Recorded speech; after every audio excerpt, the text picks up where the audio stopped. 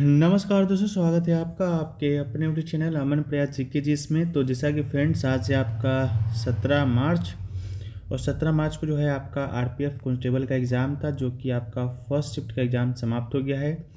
First shift में आपके 50 GK जी के प्रश्न पूछे गए थे। उन 50 में से जो है अधिकतम रियल प्रश्न हमें मिल गए हैं। तो आज की इस वीडियो में उन सभी प्रश्नों को जो है हम लोग डिस्कस करेंगे, साथ में उनसे रिलेटेड जो है हम लोग एक्स्ट्रा फैक्ट्स को भी जो है देखते हुए चलेंगे। ठीक है, तो चलिए वीडियो को स्टार्ट करते हैं बिना किसी देरी के। इससे पहले अगर आप लोग चैनल पे नए हैं तो चैनल को सब्सक्राइब कर लीजिएगा, और सब्सक्राइब किए हुए हैं तो नोटिफिकेशन बेल को ऑल पर क्लिक कर लीजिएगा। इसका जो पीडीएफ है आपको टेलीग्राम चैनल पे मिल जाएगा, जिसका लिंक डिस्क्रिप्शन में दिया हुआ है। ठीक है, तो चलिए शुरू करते हैं आज के पहले प्रश्न से। तो आज का जो हमारा पहला प्रश्न है वह है कि भारत के वित्त आयोग का उल्लेख जो है किस अनुच्छेद में हमें मिलता है। तो भारत के वित्त आयोग की जब हम लोग बात करते हैं तो अनुच्छेद 280 जो है इसका आपका राइट आंसर हो जाएगा। ठीक है, भारत का वित्त जो आयोग का जो गठन है अनुच्छेद 280 के अंतर्गत ही किया जाता है, और इसका गठन जो है वो आपका कौन करता है, तो भारत के राष्ट्रपति करते हैं। प्रत्येक 5 वर्ष में कर सकते हैं या उससे पहले, जैसा वो आवश्यक समझे। इसके अलावा वित्त आयोग जो है केंद्र और राज्यों के बीच तथा स्वयं राज्यों के बीच करों की शुद्ध आय के वितरण पर सिफारिश करने के लिए जिम्मेदार होता है। इसके अलावा जो वित्त आयोग है वो एक आपका संवैधानिक निकाय है, इस बात को भी आप याद रखिएगा। और पहला जो वित्त आयोग था उसकी स्थापना जो है 1951 में किया गया था, केसी नियोगी की अध्यक्षता में। ठीक है, नेक्स्ट क्वेश्चन है कि भारत का जो है कुल क्षेत्रफल जो है विश्व के कुल भौगोलिक क्षेत्रफल का लगभग कितना प्रतिशत है। तो इसका जो राइट आंसर होगा आपका 2.4 हो जाएगा। भारत में विश्व के कुल सतही क्षेत्रफल का लगभग जो है 2.4% है। भारत का क्षेत्रफल जो है 32,87,263 वर्ग किलोमीटर है, जो इसे विश्व का 7वां सबसे बड़ा जो है देश बनाता है।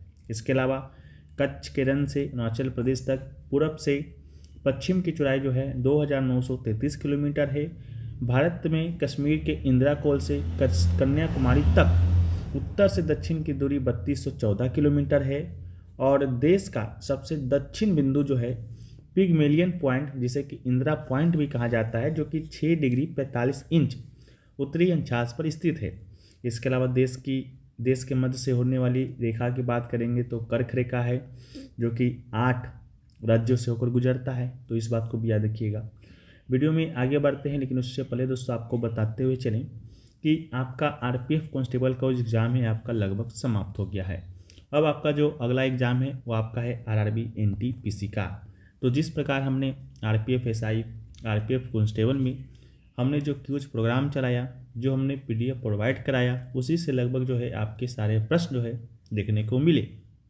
तो उसी को देखते हुए हम लोग आरआरबी एनटीपीसी के लिए भी जो है क्यूज और पीडीएफ प्लान को जो है आपका आगे जारी कर रहे हैं, जो कि आपका 18 मार्च से स्टार्ट होगा, यानी कि कल से। और इन डेट की बात करेंगे तो जब तक आपका एग्ज़ाम चलेगा, अभी एग्ज़ाम का डेट भी नहीं आया है, और जब तक आपका एग्ज़ाम चलेगा तब तक आपका जो है ये भी चलता रहेगा। ठीक है, और इसमें आपको डेली 40 जीके के प्रश्न मिलेंगे, विथ एक्स्ट्रा फैक्ट के साथ आपको पीडीएफ भी दिया जाएगा। एक दिन आपको टॉपिक वाइज क्यूज होगा और एक दिन आपका मिक्स क्वेश्चन का क्यूज होगा। ठीक है, तो इस बात का भी ध्यान रखना है। और पहले 50 लोगों के लिए जो है उसका प्राइस मात्र 49 रुपये रखा गया है।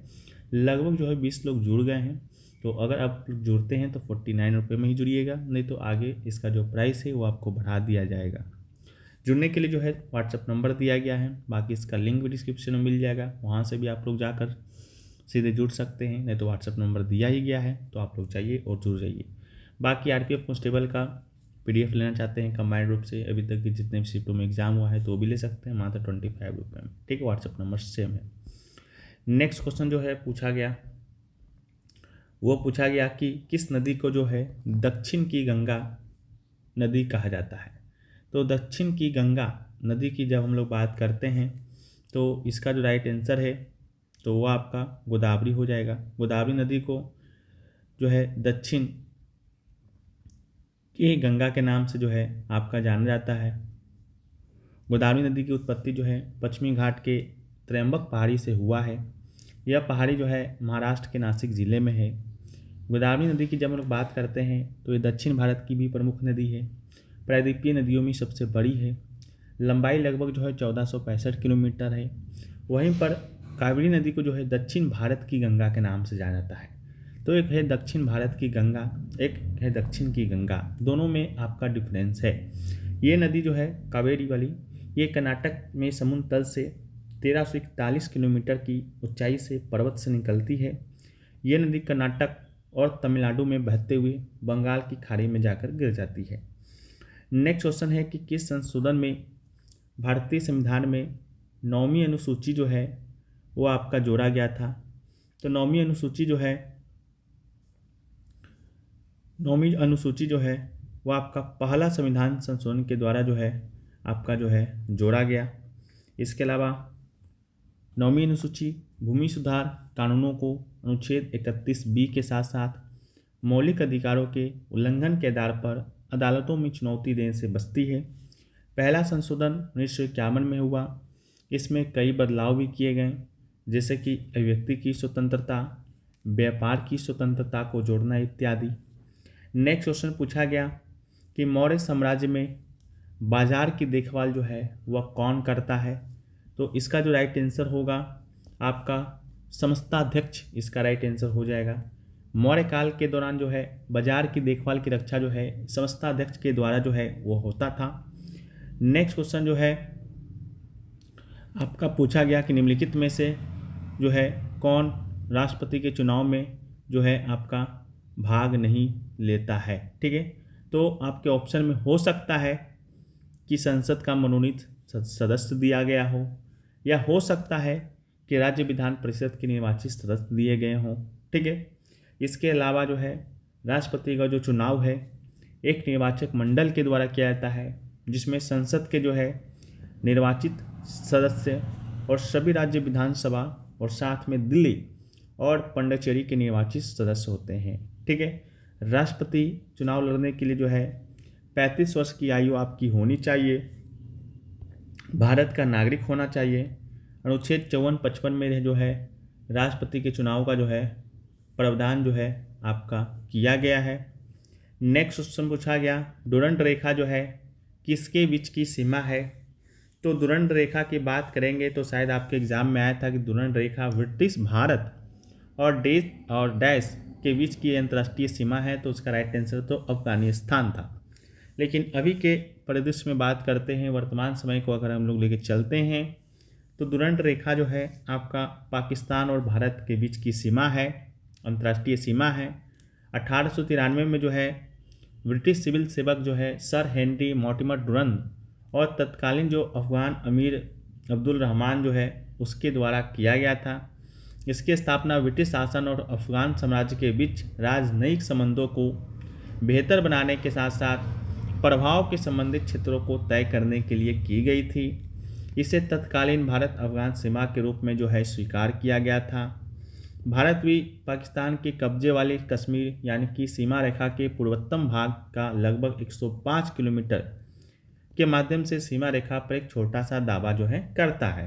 ठीक है, बाकी यहाँ पर आप मैप के माध्यम से जो है देख सकते होंगे, ये जो आपका रेड जो है यही आपका डुरंड रेखा है और यही जो है आपका अफ़गानिस्तान जो है और भारत को जो है अलग करता है।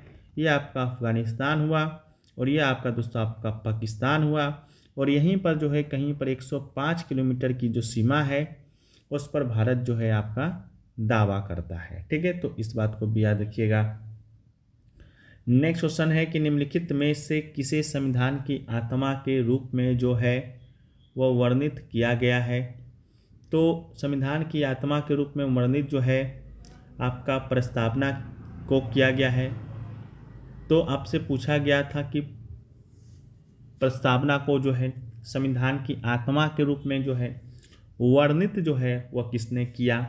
तो इसका राइट आंसर ठाकुर दास भार्गव था। ठीक है, तो प्रस्तावना को संविधान की आत्मा कहा जाता है। इसके अलावा जो है एक आपका अनुच्छेद 32 है, इसको जो है भारतीय संविधान का आत्मा जो है यह किसने कहा था। तो अनुच्छेद 32 को भारतीय संविधान का आत्मा जो है भीमराव अंबेडकर ने किया था। भीमराव अंबेडकर, ठीक है, भीमराव अंबेडकर ने किया था। बाकी प्रस्तावना संविधान के परिचयात्मक भाग के रूप में कार्य करती है। संदेह के मामले में इसका उपयोग किया जाता है। N.A. पहलीवाला ने प्रस्तावना को जो है संविधान का पहचान पत्र कहा था। ठीक है, तो इस बात को भी जो है याद रखिएगा।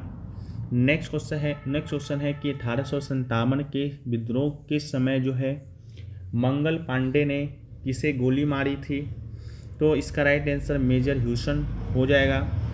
भारतीय स्वतंत्रता सेनानी मंगल पांडे ने 29 मार्च 1857 को कलकत्ता में 2 ब्रिटिश अधिकारियों ह्यूसन और बाउ को जो है गोली मारा था। मंगल पांडे 1857 के विद्रोह के प्रमुख व्यक्तियों में से एक थे, जिन्हें अंग्रेज़ ने इस डर से मौत की सज़ा दी कि वो विद्रोहियों के दौरान बड़े पैमाने पर हुए आक्रोश के जिम्मेदार होंगे। इसके अलावा भारतीय जनता के द्वारा बड़े पैमाने पर आक्रोश के कारण उन्हें 18 अप्रैल की निर्धारित तारीख से 10 दिन पहले 8 अप्रैल 1857 को ब्रिटिश अधिकारियों के द्वारा मौत की सज़ा दी गई। नेक्स्ट क्वेश्चन है कि हड़प्पा सभ्यता की खोज किसके द्वारा हुआ? तो इसकी खोज जो है 1921 में किया गया था। इसकी खोज जो है दयाराम साहनी के द्वारा किया गया था और 1921 में उत्खनन की जाने वाली हड़प्पा सभ्यता की ये पहली खोज थी। अब मोहनजोदाड़ो की खोज 1922 में राखल दास बनर्जी के द्वारा किया गया था। ठीक है, इसको याद रखिएगा। नेक्स्ट क्वेश्चन है 1857 की क्रांति का जो है तात्कालिक कारण क्या था? तो तात्कालिक कारण की जब हम लोग बात करते हैं तो 1857 का जो है तात्कालिक कारण था नई एनफील्ड राइफल में चर्बी लगाओ गोलियों का उपयोग। ठीक है, इतिहासकार नई एनफील्ड राइफल में चर्बी युक्त कारतूस के प्रयोग को 1857 के विद्रोह का जो है तत्कालिक कारण जो है वो आपके मानते हैं। यह माना जाता है कि कारतूस जो इस राइफल के साथ एक सामान्य मुद्दा था में सुअर की चर्बी, जिसे मुसलमानों के द्वारा अपवित्र माना जाता, तथा गाय की चर्बी भरी गई थी, जिसे हिंदू क्रोधित हो गए क्योंकि गाय उनके लिए देवी के समान है और इससे हिंदू और मुसलमानों जो है दोनों की धार्मिक भावनाओं को ठेस पहुंचा। नेक्स्ट है कि प्रधानमंत्री ग्राम सड़क योजना कब शुरू किया गया? तो राइट आंसर दिसंबर 2000 हो जाएगा। प्रधानमंत्री ग्राम सड़क योजना की जब बात करते हैं तो ये भारत में एक राष्ट्रव्यापी योजना है जो असंबद्ध गांवों को हर मौसम में अच्छी सड़क संपर्क प्रदान करती है। 15 अगस्त 2000 को शुरू किया गया स्थापित किया गया था भारत के पूर्व प्रधानमंत्री अटल बिहारी वाजपेयी जी के द्वारा। प्राधिकरण ग्रामीण विकास मंत्रालय के द्वारा किया जाता है। भारत में प्रथम 20 वर्षीय जो है सड़क योजना जो है वह कब लॉन्च किया गया था? तो ये जो है आपका 1943 से लेकर 1963।